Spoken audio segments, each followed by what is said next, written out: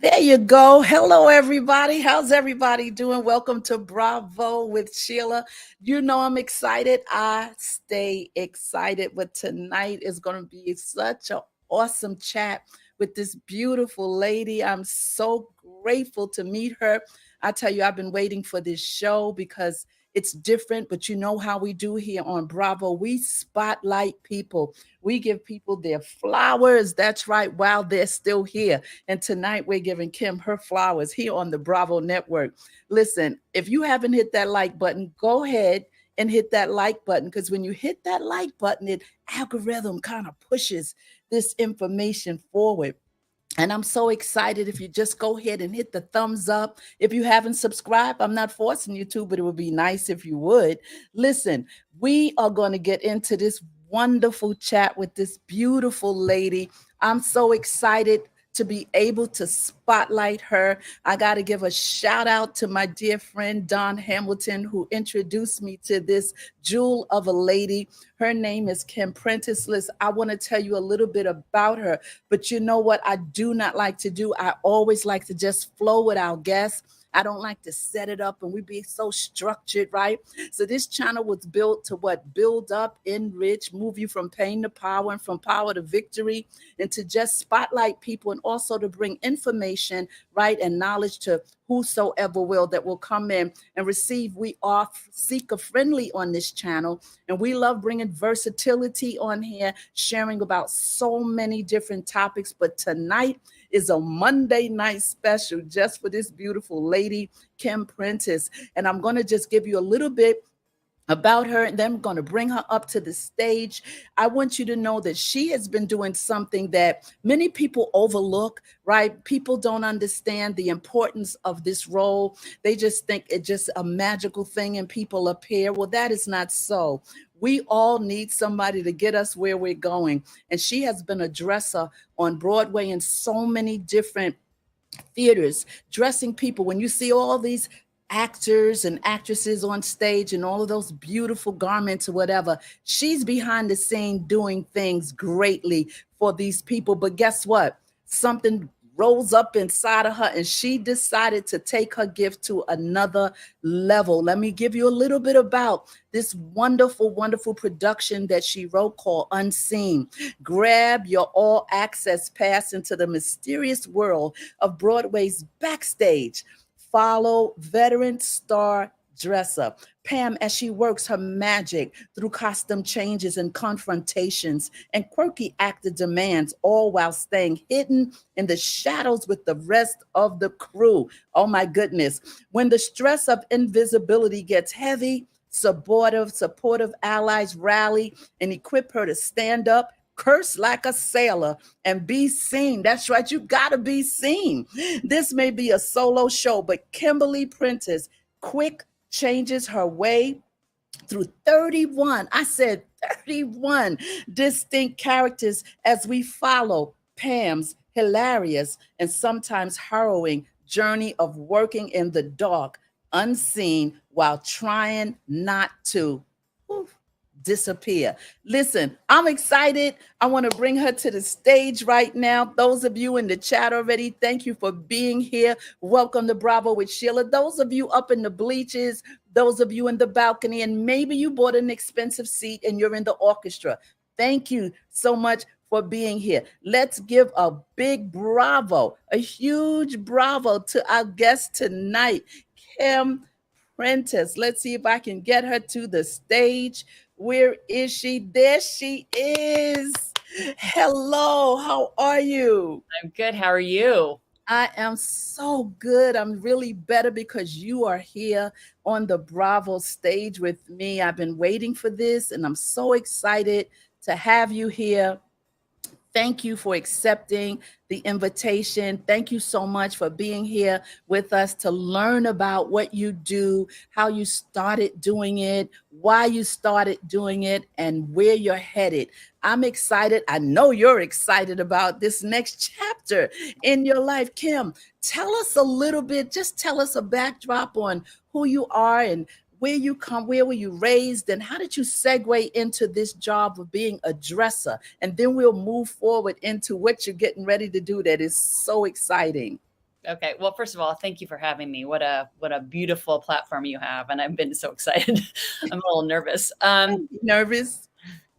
I grew up in California in Los Angeles, and I had always I was a dancer. I was a ballet dancer, and kind of got pulled into musical theater, and um, spent my from the time I was in sixth grade until the time I graduated from high school doing school shows. I was a theater geek. And then I went to UCLA, was a modern dance major, and nothing else mattered but the modern dance, and which was great and fun and creative and challenging. But I kind of got sucked back into working in musical theater. And then I am like, well, if I want to make a living in theater, New York City is the place to be. So I came. Uh, I followed a guy, and we moved to New York City. And I needed a survival job, like all Okay. actors need. And I was temping on Wall Street, and it was terrible and it was awful. And a friend said, you know, uh, you could be a dresser on Broadway. And I'm like, I don't know what you're talking about. I don't know what that means. And I asked around and got talked my way into Phantom of the Opera, and started learning how to be a dresser. The wonderful crew you learn one track at a time. They're called tracks. So maybe you're dressing three of the ballerinas, or three ensemble people, or six people. There is a set track throughout the theater. You prep these costumes, you preset these costumes where they need to go.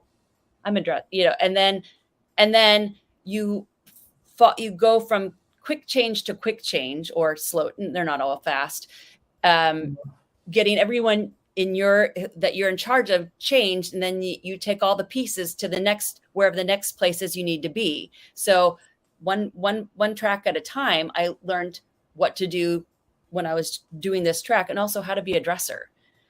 That must be like really you so that means you have to be quick on your feet, be able to move quickly. Yes, and in a lot of Broadway theaters, we have this idea that there's so much space back there, and there's so very little space that not only are you doing a choreographed quick change, but you also have to start the quick change, and then someone's got to pass. So you got to move to the wall while they pass and finish the change, and get out of the way and move your stuff out of the way. So your whole track is a choreographed dance throughout the entire show. And sometimes you're on stage for the quick changes. Sometimes you're backstage. Sometimes you're, at intermission, you're upstairs on the sixth floor in the ballet room dressing the ladies. But Wow. yeah, that got me into it. And then my days were free to take dance classes and go to auditions. And when I got shows, I just left my shows and came back, because I was a sub now for 13 tracks. I knew 13 tracks at Phantom of the Opera. And that's, Wow. So that was your first show. Phantom of the Opera was your first show yeah. that you did. And that's a big, huge job that, I mean, you got locked into a huge. No, I had no idea. It just was, my boyfriend's was touring, and the wardrobe supervisor on that said, might try Phantom because they need a lot of people. So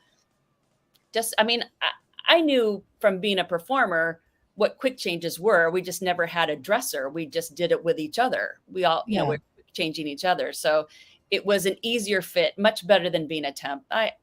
Working Oh, 9 yeah. Plus, you're an artist, so it fed that piece, that passion. Even though you weren't like you were doing side things with your dancing, but still you were in the arts and you were learning so much. Yeah. So, how long did you stay on that particular show?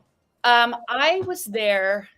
I think I was there until 2000, 1999. And then and I was subbing, and I'm like, gosh, I'm getting kind of tired of subbing. So I went over to Smokey Joe's Cafe. Okay. Walked in with my resume, and the supervisor's like, can you come back tonight? We have someone who is injured.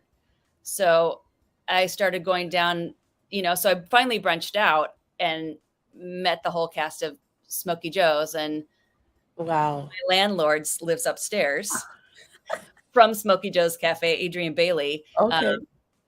So yeah, it just, from Smokey Joe's Cafe, it opened up my world to so many other shows. I mean, I had been trained really well at Phantom, so I could go anywhere. And if you said I'm a swing at Phantom, they're like, oh, great, you'll be just fine. Absolutely. Yeah. So yeah, it helped, and so I started grabbing other shows and still auditioning when I could, and You landed some really serious jobs, like right in real time, straight from LA.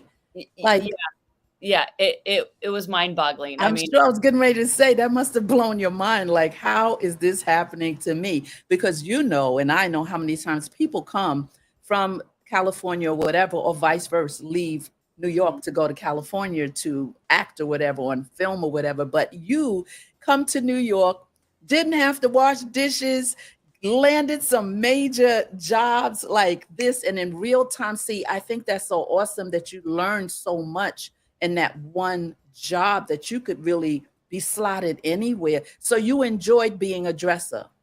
you, I was around people that I understand. Okay.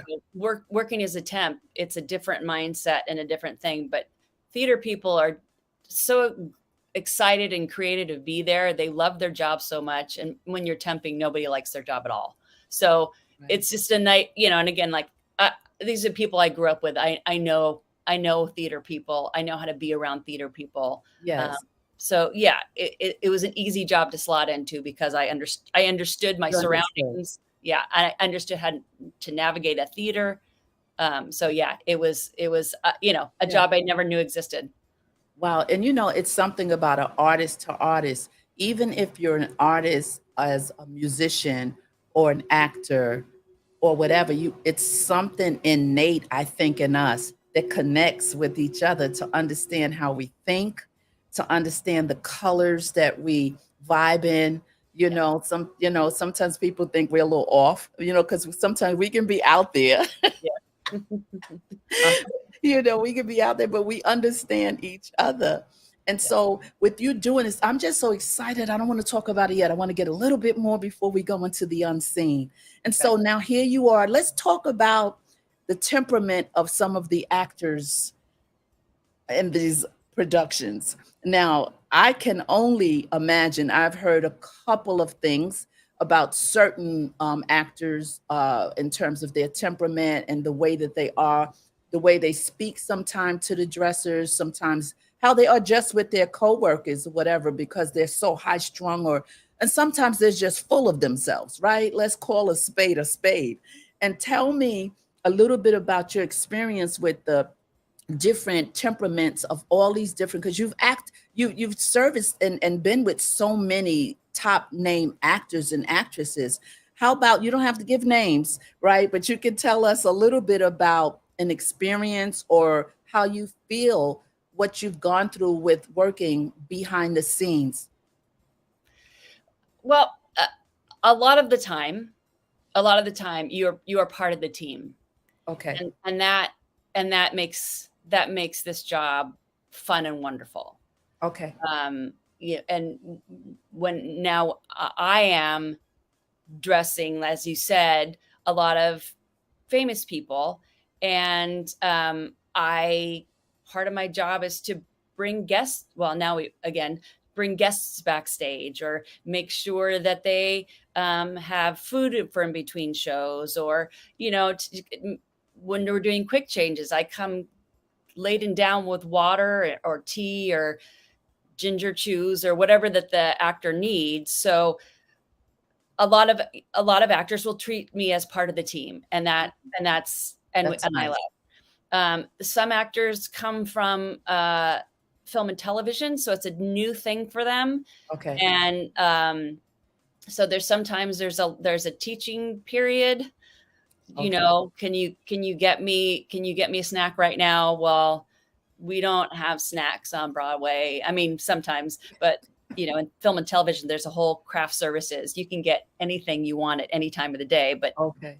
theater doesn't have that kind of money. So sometimes the stage manager puts out cookies, or so Right. so it's a training of, oh no, I can't get that for you right now. I can go out to the deli on our break, but I can't go now. So that creates a little bit of, when you're used to being catered to, it's a little bit harder when the person who's, going to get you stuff says, no, I can't, it's not. Right. So, Can only so, imagine. yeah. And sometimes when you're the actor carrying the load of the show, your name is above the title. That means if your name is above the title, if you're out, audience members can get their tickets, they can get their tickets reimbursed if you're not in. So, that's heavy. So, yeah. So if your name is above title, then if you're out, people can get their money back. So you mean like if the understudy is filling in, then people can actually get their money back? Yeah. If their name is above the title on the marquee. On the marquee. Then they can get the money back. That's a lot of pressure. That's a lot of pressure for that person with the name above title. So wow. There are stresses. There are stresses, and some people don't want you in their room. Some people just want to have their space. So, I sit outside their room a lot, in case if you need anything, I'm just sitting outside, which is pretty normal, but it kind of depends on the person. But yes, it's absolutely. It's sometimes it's harder than others, and sometimes you're not part of the team. Sometimes you're just that person who has to make sure that the costumes are fine. But yeah, that's amazing. And I'm sure that even in the Phantom of the Opera, there are a lot of costume changes in that particular Broadway play. So that means, you're assigned to one particular person or different people simultaneously and dressing both people at the same time, or it depends?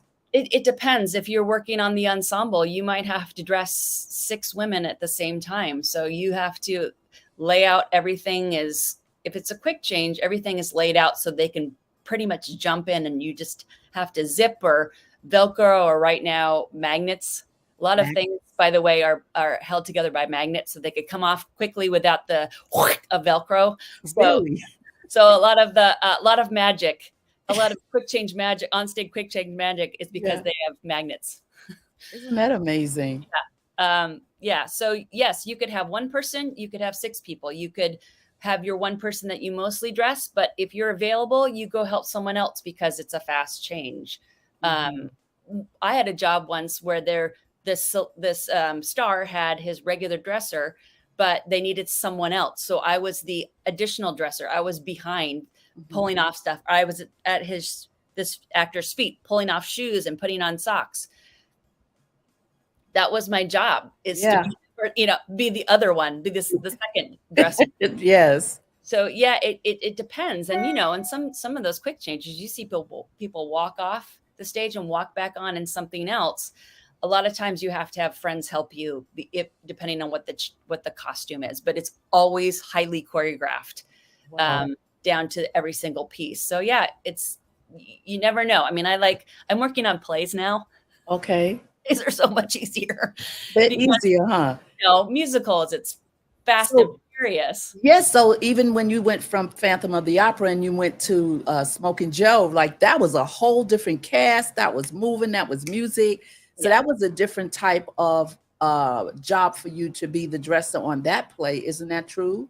Yeah. And the costumes weren't heavy. Phantom of the Opera, those bloody big skirts, you have to pick it up, put the whole thing up over your arm. So you've got this whole hoop skirt around your arm and you're walking through the theater. This is just, here's your dress, your coat, but yeah, but fun. And, and that's where I did my first on-stage quick change in a blackout. On stage, I had to run out, pull a hat and a jacket off someone, put a jacket and hat on and run back off in a blackout. Blackout. So it's like, but it became a thing. Who could do it faster? I mean, I was subbing for a guy and the band would say, "Oh, Nick was a lot faster than you were." And I'm like, okay, well, let's see how fast I can get. There you go. Yeah. There you go. I love Broadway. I've gone to so many plays on Broadway. I love the arts, and I'm always thinking about each person that plays a part, in the play, or you know, the production, not just the actors or the actresses, because it is a huge production. And so I'm always thinking like, wow, how did they get dressed that fast? Well, how did they put those shoes on? And I didn't see anyone. So it's the blackout thing that goes on that we don't see in the audience, that Yeah. a wonderful good dresser makes sure you don't put the shoes, the hat on backwards. You have everything set. Right. Yeah. Yes. So if I'm going to put the hat on his head, I need to, which way does it have to be on my head in order for me to do this? I'm Oh taking my my. hat off and I'm taking, to do that. Yes. I could imagine me doing that. I would screw up. I'd have everything all backwards. Yeah. I think that's incredible. Like I said, I always wondered about how, this works, the whole production, because I love production. Mhm. And when I had the opportunity, I was like, yes, I want to talk with her. Yes, I'm so excited for her. So as you went from Smoking Joe, where are you? What are you? Did you go to another big play, or where are you now on Broadway doing what? Yeah, from Smoky Joe's to Rent to Oh, you went play. to Rent. Oh my goodness. Yeah. Yeah. That was fun. Fun. Yeah. Both. So much fun to have music and everybody backstage is doing their quick changes in time to the music just because it's so much fun. But yeah, so now I took during COVID, no theater. So I got swept into film and television, which Ah, is a whole different thing. yes. Um, and so I finished a series in April and took some time off. And now I'm doing what's called day work. So I was working at the Gray House, which just closed, and Here Lies Love. And I go in during the daytime and I'm just prepping the costumes. I have assigned costumes, Yeah. different parts of the theater. I'm checking, I'm steaming, I'm ironing, I'm mending, I'm presetting, and then I leave. Low stress, Oh, low stress. I don't sounds like low stress. yeah. I'm like, I can, yeah, for a while it's nice just to be coming in during the daytime. I've got my earbuds in, I'm listening to, tons of things. Easy Lots breezy. of yeah, lots of podcasts while I'm just prepping costumes. Yeah. That's awesome. What a career. What a career. So we're going to move into, you know, your wonderful, wonderful, wonderful thing. I can't wait. I tell you, I want to be there at opening night. I'm going to do my best. And for those of you who just tuned in, this is Kim Prentice. And I'm just going to read a little blurb of her because some of you just came in and I don't want you to miss what we're talking about. I see all of you guys in the chat. Kim, we talk to the chat, we talk to the folks. If they have a question, they'll put it in the chat. So let's see who's here with us. Kim, we got Kenya Ninya here. We got Community Vibes, Brown Eyes. Oh my goodness, we have Superfood Parents. We have folks, Harris Tribe Media Group. Thank you guys for being here, all of you. And thank you, all of you up in the bleachers, in the balcony, or if you're in the expensive seats in the orchestra, right? You might be in the first row, second row. Thank you and welcome for being here. Let me just give you this before we segue into the second part of this wonderful chat with this pretty lady. Grab your all access pass into the mysterious world of Broadway's backstage. Fellow veteran star dresser Pam, as she works her magic through costume changes, confrontations, and quirky actor demands, all while staying hidden in the shadow with the rest of the crew. When the stress of invisibility gets heavy, supportive allies rally and equip her to stand up, curse like a sailor, and be seen. This may be a solo show, but Kimberly Prentice quick changes her way through 31 distinct, what you say, Sheila?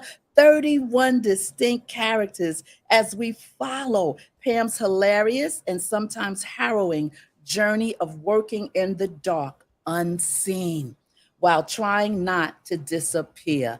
Bravo, bravo, bravo to you for writing this. And you wrote it from the cup of your life.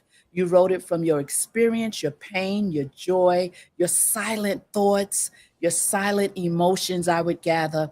And so I want you to tell us about Unseen. What and how were you dreaming or did you wake up? and say, oh, I'm going to write this. How did you get the title? I mean, how did this just snap? And then here we are where you're getting ready to open in October. Tell us how that came about as being invisible, but visible now.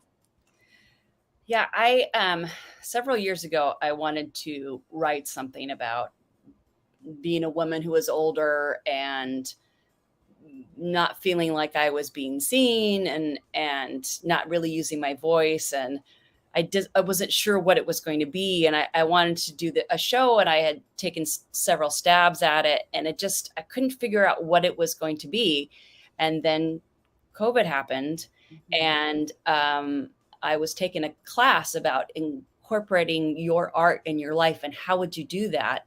And Mhm. I'd mentioned that wanted to write this piece. So as a final project, my challenge was to write two scenes, you know, um, and I thought, oh God, oh God, I don't know. I have to do it now. I've spoken that I want to do it. So I wrote two scenes and presented to my class, and one included backstage world and one did not. And I asked my peers, I don't know that I want to talk. I don't know that I want to include the backstage stuff. I don't want to, I don't know if that's, appropriate. Is it too gossipy? And my whole class is like, oh my God, we all want to hear about it, please. So I started thinking about, yeah, I mean, my job, I chose a career where I'm supposed to be silent and invisible. Mhm. And I'm a kid who is very quiet. I I was the good girl. I didn't speak much. I didn't think I had really much to say. I Mhm. mean, it's one of a lot of actors are shy. They can stand on stage and say other people's lines.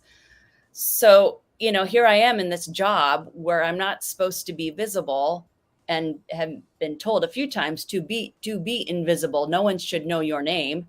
Mm. Um, I thought, well, that's an interesting setup for trying to be seen, or using my voice. Um, and so I just started part of that class I was telling you about.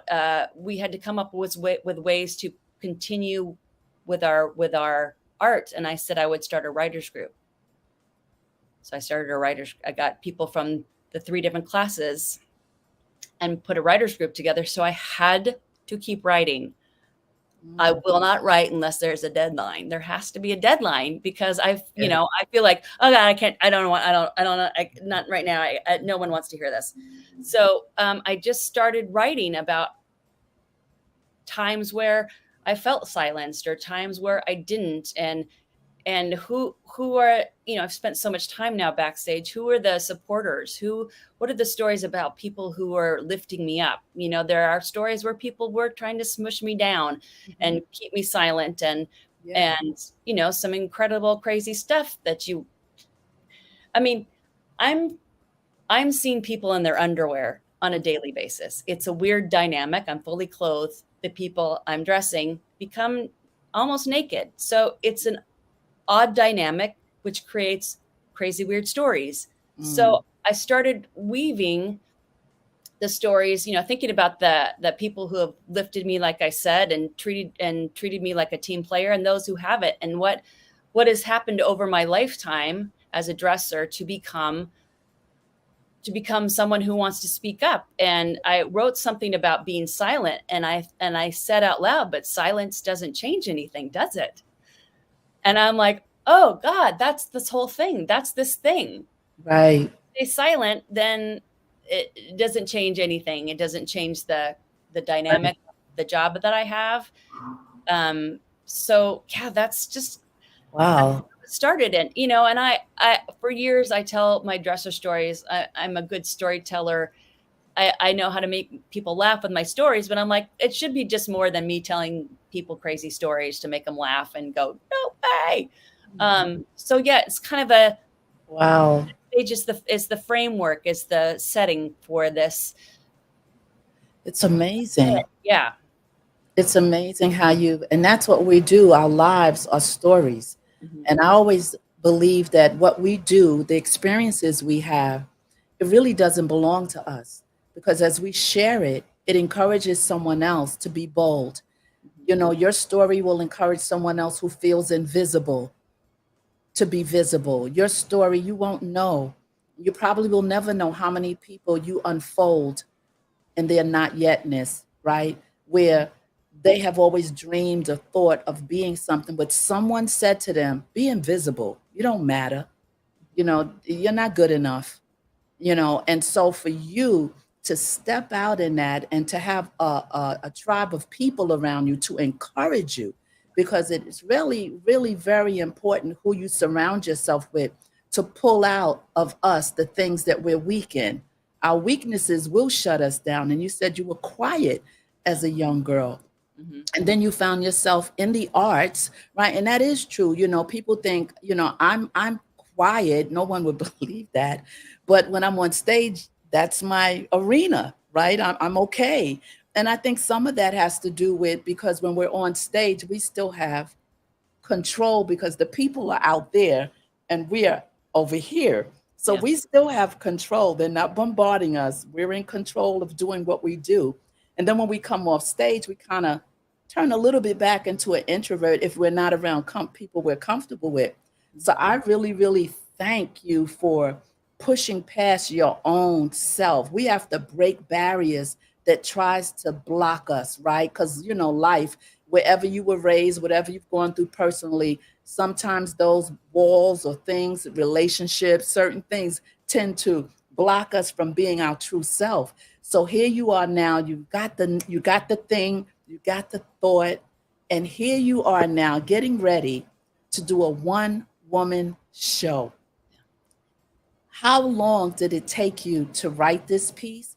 Because it's 30, what is it, 30? How many characters did I say?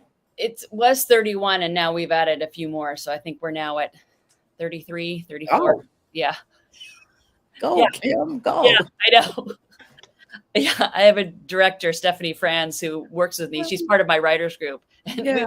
we get to a point, she's like, I think you need one more something in there. I'm Oh like, my goodness. okay. Okay. Another. Okay. All right. So how long did it take you to write this piece, Unseen?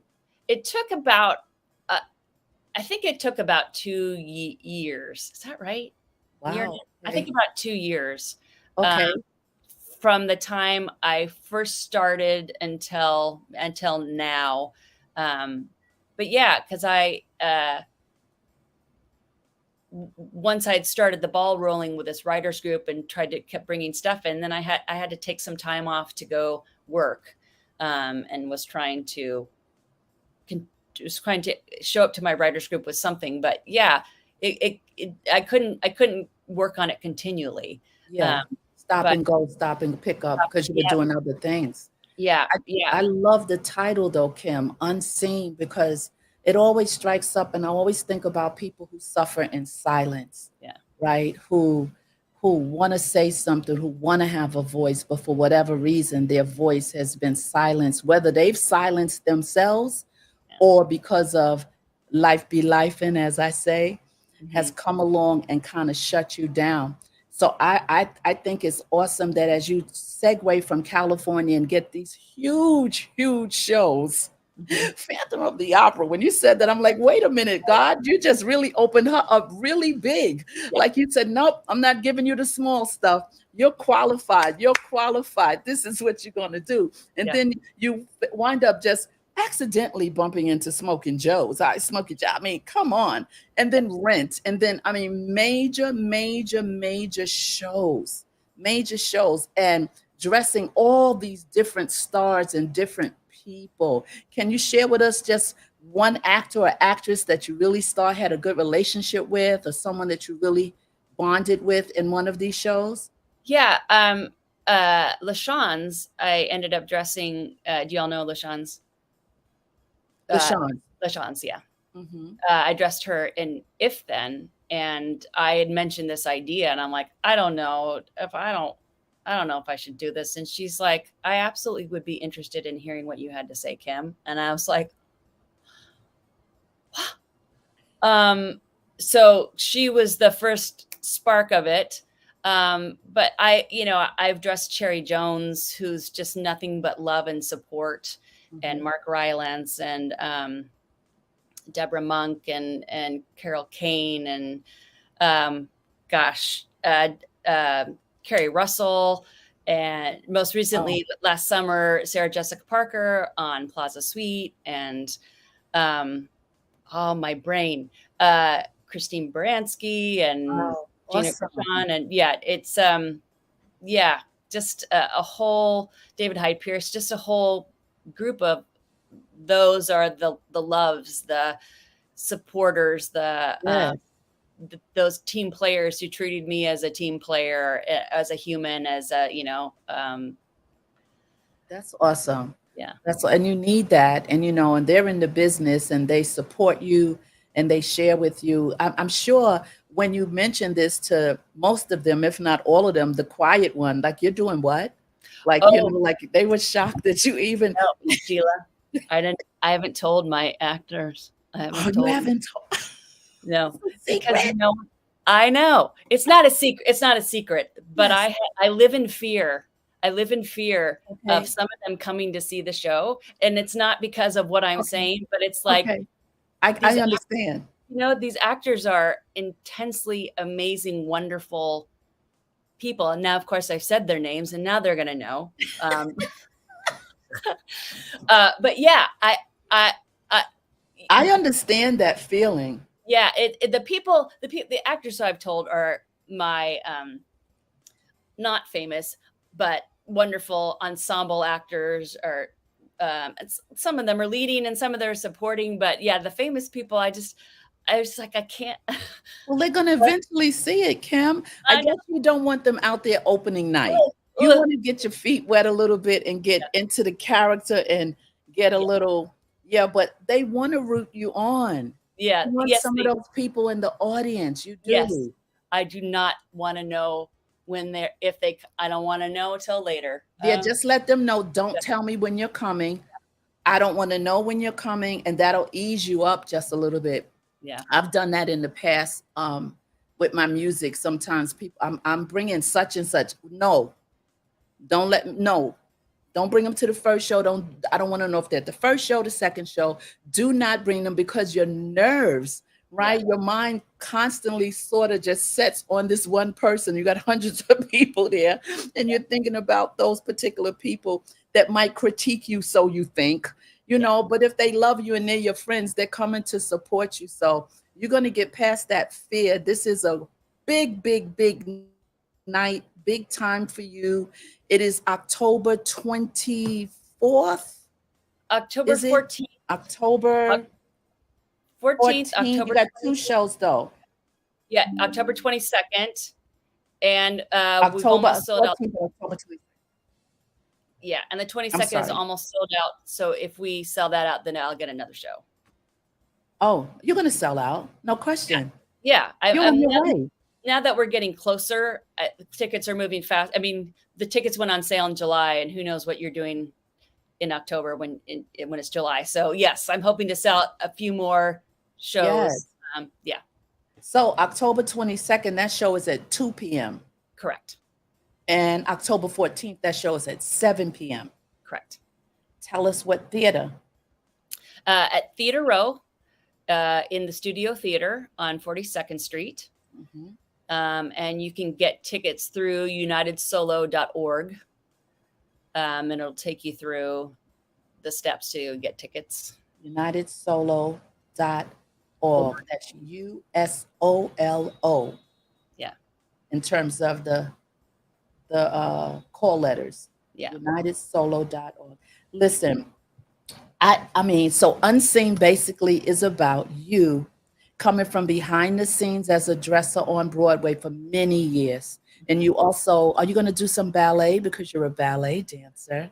My friends are like, did you add dance to this? And I'm like, I am doing quick changes and running around. And I said, not in this incarnation. I'm too tired. I'm too tired to be able to dance. So we'll see what happens after this initial pass. But right now, I can't do it. You'll get to it. Get to it because it's a passion of yours, the dancing. And I just see that this show is going to explode. explode for you based on if you look at your paper trail and how the Lord God has been moving you and opening doors for you, right? Since you came from California, from LA, and you've gotten those big shows. He's not going to demote you now. He's getting ready to raise you up a little higher. He's getting ready to take you to a whole, not level, but dimension in your art and in your craft. And I'm so excited for you. Before you leave us, let's see what some of the folks is saying in the chat. They might have a question. Okay. Let's see. We have Superfood Parents saying, was there a favorite show that she enjoyed and was able to grow in her experience? She came in late. Yeah, there's a show called Jerusalem, and Jerusalem. starred Mark Rylance, and it came from London, and the piece started as a concept, and the company created it there, and then they brought it to New York. Most of the company, about this guy who lives in the countryside and in outside of London in an Airstreamer, kind of a degenerate, but you kind of love him. They held raves outside, and just the story of these people. But I was immediately thrown into this company of loving people who have been working together and creating this work together that really inspired me. They not only took me, in and made me part of their team, but the fact that this piece was created with them gave me a lot of, I've thought about creating a residency for theater artists where people can come together and create. So that started a lot of, there are other things that I could be doing. And these wonderful people are an example of of how artists working together create things that are unbelievably interesting and meaningful. And that piece was sticks with you. Yeah. And they let me rave. If I wanted to rave in the beginning, they let those of us who work backstage rave, because the lights were so you could kind of see me with my rave stick. And, they truly saw us as part of the team. Yeah, come out and rave and then just get off stage. That's awesome because Superfood Parents, her and her husband, they write a lot of pieces for communities and they put on a lot of productions in Virginia where they live. I think Superfood, I think you live in Virginia. And so her and her husband, they do storytelling on their channel. They write all types of pieces for youth and community. And so she's really, really into the arts, really into the arts. And so we have another comment here, and she is saying, powerful behind the scenes role. Powerful behind the scenes role. Then we have Ine, and she is saying, is this similar to what is that? Clothier? Clothier, yes. If you mean costumer, costumers are the people who get the actors dressed in film and television, and they maintain continuity. We are called dressers on Broadway. We do similar. We prep and, like I said, do the quick changes. So in that, if you are thinking costumer, yes, we are. We in New York can go back and forth between the two. It has to do with costumes and making sure the costumes look like they're supposed to look like on the actor and getting them in and out of costumes as quickly as we can. So I don't know if that answers your question. If it doesn't, trust me, she'll say, no, I meant, but she didn't say that. So it must be that's what she meant. She says, the changes sound like when you're trying to catch a connecting flight at the airport.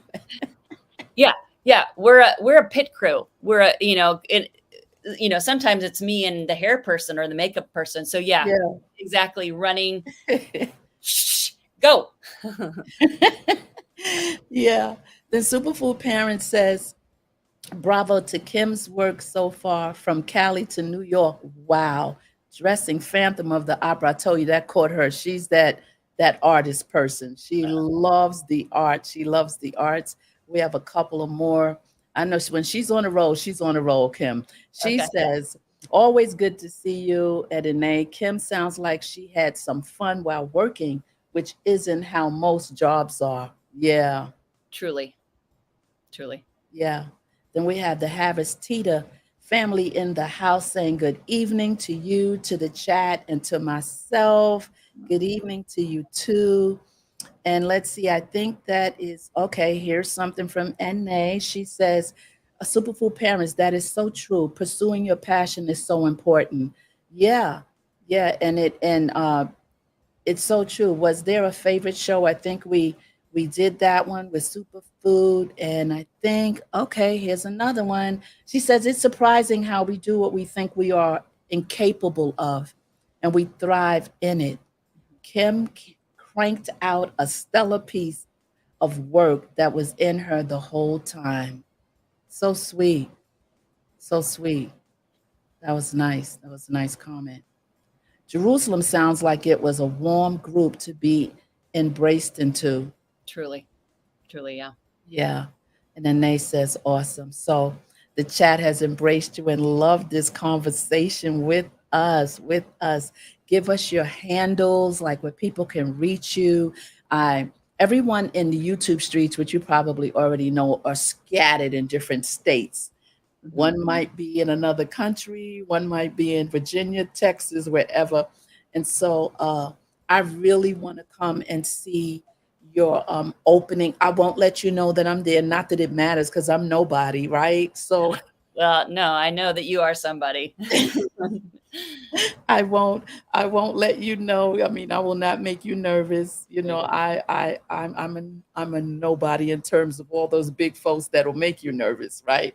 So I would just be there, just love to see you open up and how you have come out of that shell and mastered what was already in you, like Superfood Parents said. Isn't it amazing? That's what I was saying earlier. People that are unseen or unheard is so much in us. It's so much in people that have heard negative words or just didn't have anybody to push them or didn't have a tribe of people to encourage them because encouragement can really get us from a place of fear, right? And that I think that helped you move into the space that you're in now. And so I don't want you to get all da da da da da da and up into October Yeah. keep studying your lines, which I'm sure you're going to be doing, Yep. right? And Yep. do you have a IG page, Instagram? Do you have a handle that we can tell the people? Oh, you guys, I do, and it's terrible It's because okay. It's on your website. Give your website. I have your website. yeah. Why don't you put my website up? I'm going to put your KimberlyPrentice.com. Yeah. And can you put this in the chat? KimberlyPrentice.com/unseen. That's her website. And then you'll put that in. She's Thank you. supposed to be, I don't know how she was supposed to be my moderator, but I see it didn't connect. Oh, Arshawn is here. I didn't see him. Oh, Arshawn said, if nothing changes, nothing changes. That's been my tag. So we in the streets are saying it over and over and over because it changed my life. When nothing changes, nothing changes. And you made that change. Sometimes it just takes a little pivot Yeah. and then everything else falls into place. But sometimes we get so tied up within our own self that we won't even pivot. But you did pivot. So the website once again is KimberlyPrentice.com/unseen. And I'm praying that you will come back. You will come back maybe in December or something so we can catch up with you, find out how it's going. I'm sure some folks that are in the area in New York City will, I'm going to try to see who's here that we could come down and, because most times I don't see the faces of the people in the chat. They Right. see me, but Mhm. I don't see them. But we have a bond, right? And we have a connection. And so it will not allow it to show up, although I'm typing it. Okay, well, I will type it and then I'll put it up. Hold on, Kim. Okay. I'm gonna put it in caps. I don't know why that's happening, but I'm going to fix that. Kimberly Prentice. Make sure I'm doing it right now. Hold on. Hold on. What is going on? Okay. It's Kimberly. I don't want to leave. here without putting this up, Kim. Should be work. It should work.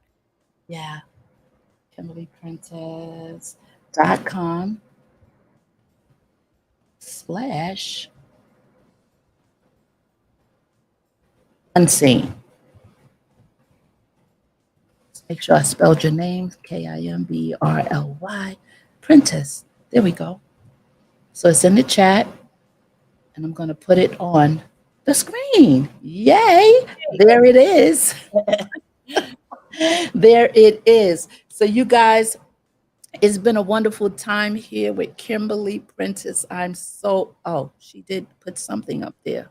All right. But anyway, I'm so excited. I want you to have last words. I want you to tell the people, just leave an encouraging word. Um, Whatever you want to say. You might want to encourage someone. You might want to just say whatever you want to say from your heart and leave the people with something before we close. I guess the thing I would say is, if if you don't if you don't take a risk, if you don't take that one chance, life stays the same. Mm. And I stayed the same for a long time. So just takes one little thing to risk, one little thing to try, and the world starts to open, that you never thought would happen. I never thought this would happen. I never thought I would be in this festival. But it just took one dare from a teacher to start writing. And my world is changing after a lot of years of really not changing. Wow. That's powerful. That's sweet. That's powerful. Well, you guys, you've heard it from Kimberly Prentice. Oh my goodness, the one woman show. Can't wait. Maybe I'll come in with Bravo and do a little, if they'll let me, go backstage and just have a couple of words with her after she's finished and then put it up so you guys can hear Yeah. how excited she is and everything. But I'm definitely going to be in the house either on that first night or that second or that day. Well, I have to hurry up if I'm going to do the matinee, right? Because it's Yeah. almost sold out. All right, Kim, don't move. We're going to close the show. Guys, thank you so very much for being here. We enjoyed it. I enjoyed it. I know Kim enjoyed Oh, it. God. Yeah, we had a good time. We're going to bring her back. She promised. She didn't promise. I just promised for her. I'll be back. Okay, she said it. She'll be back. She said she'll be back. Wait a minute. Someone just put two more comments. Are they saying thank you? Beautifully said, Kim. Bravo. Beautifully said. And they said thank you at Kim Prentice. Yeah. Thank you. Sweet, sweet lady. All right, guys. I'll see you again. Remember, when nothing changes, nothing changes. So, what you got to do, you got to keep it moving. I'll see you again. What's today? Today's Monday. I'll see you tomorrow. We have a show tomorrow. Karen in Ghana. We have a woman from Ghana, Africa, coming on tomorrow to talk about her life and how she moved from the US to Ghana and share with us some of the highlights of Ghana. And I think it's going to be a powerful, powerful show. So tune in tomorrow with Bravo Sheila Network, and so we can embrace Karen as well. Listen, don't move, Kim. Don't move. I think I'll do a soft closing.